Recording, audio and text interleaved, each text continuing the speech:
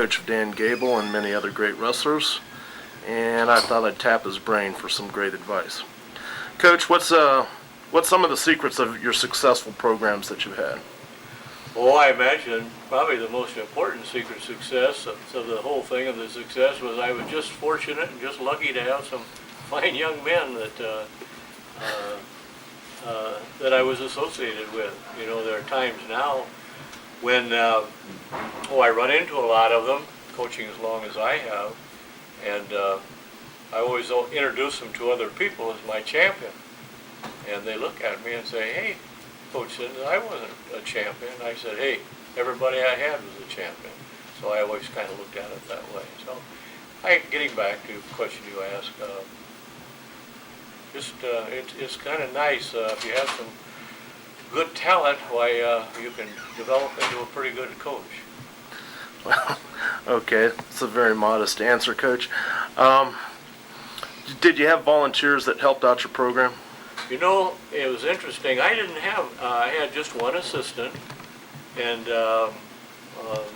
when I first started coaching, I didn't have an assistant at all. And then one time I would assign my, the junior varsity were wrestling, I would assign my, the captain, a couple of the guys as captains, and then I would go ahead and when I had to, about halfway through the junior varsity meet, I would go in and get my varsity ready. And one time a young lad got hurt, and so the principal came into me on Monday morning and said, "You know, I guess we're going to have," he got worried about the legal aspects of things. Then it wasn't quite like it is now, but he was concerned about it, so I started out. But answering the question, no, we didn't have, I think my volunteers that I would have, and that even changed because the association changed the rule where you couldn't bring people into your wrestling room unless they were volunteer coaches. But on Christmas holidays, I thought it was just great. One year, Petersons, John and Ben were there. Gable was there. I think at the time there must have been probably 12 or 13 national champions and 2 or 3 gold medal winners. That's always nice. And I always had a sign on my room. And I was talking about with the Gables and the Petersons and all, some of the greatest wrestlers of all time have walked through this door. So since you were going to be walking through this door, you better be prepared to work hard with your association with those people, something like that. So I always had that. Okay. Did you have anyone who was in charge of press or fundraisers or? No, at that time it's gotten into, you know, we didn't think so much of that. Parents, I had good rapport with the parents, but we didn't have that. That wasn't in the picture like it has now. I would say nowadays the wrestling rooms, the publicity, the promotion is much, much greater than it was then. We just had a wrestling room, and everybody knew that when I was coaching, we didn't have new uniforms, and we didn't get new uniforms. I even had some of my parents were somewhat upset because my tights sometimes had holes in them. That's when they wore tights too. Then they went on to something besides tights. But no, it didn't. Not much of that. One time somebody got in a promotional thing, and the kids dressed up. Every time we go to meets, why they'd wear a tie and a jacket. But other than that, at that time it just isn't like it is today, where all the promotional things. Right. Well, I always told my young men that you don't have to be a gold medal to be a champion. You do the best you possibly can with a lot of class and dignity. Now, you're the only one that knows that you have done the best you can. Don't rationalize, don't excuse, but you're doing the best you can. I used to tell my young lads this too.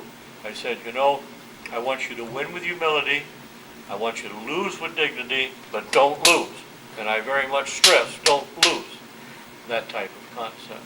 But those are things that I preach to these young men constantly. I have a tendency to repeat. And I repeat a lot. And I even say to them, We told that to Tom Brand the other day, and he kind of liked it, but I said, I used to tell my young lads, you probably look at me and say, hey, coach, that coach is crazy. He keeps repeating and repeating. But I repeat and repeat because I want to get it so embedded in that gray matter of yours, that brain of yours, that I don't care what you're doing. I don't care whether you're walking in the woods with your girlfriend or what you're doing with your girlfriend. You have heard and know what I am said. And it's so embedded in there that you're thinking that, you're not thinking holding hands or whatever. Those type of things. You know, the thing that I think is lacking in our society right now, and I mentioned patience and all too, but I say, I don't think we as teachers or coaches or adults, I don't think we're teaching responsibility. I don't think we're teaching appreciation. And I don't think we are teaching respect.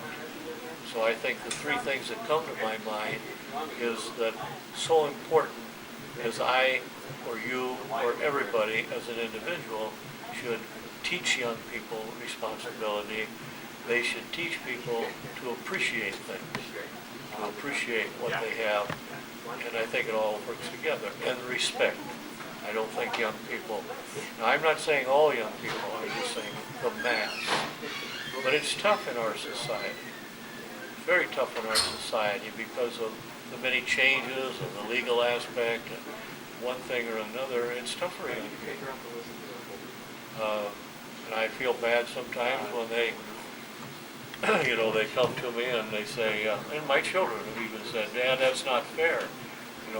Some young lad or some young lassie, they work hard and they're doing their best, but everything doesn't go just right.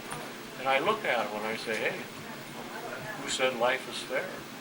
You've got to be ready. You've got to be prepared. But I say, look at it this way, that you do the best you possibly can, and it's a great world if you don't weaken. And I've told that to many of my kids. It's a great world if you don't weaken. I used to tell my young lads, the last thing I would tell them when we would go out, when we were in a group and we'd go out at a dual meet or at the tournaments or anything, I'd say, now remember, gentlemen, in other words, when you're in that neutral position, if you don't get a takedown, you don't get taken down. If you're underneath, there's not a man alive, Kent, that can control you. And if you're on top, there's not a man alive that you cannot control. And so that was the thing. When they'd go out, those are three things that I always stressed to them. And I had some kids that should never have been state champion, but they went on that idea. They weren't very good on their feet, but they didn't get taken down. And they were able to escape for one, and they were able to control the man, so the match may have been 1-0. Let you grab my man right here, I'm going to grab his.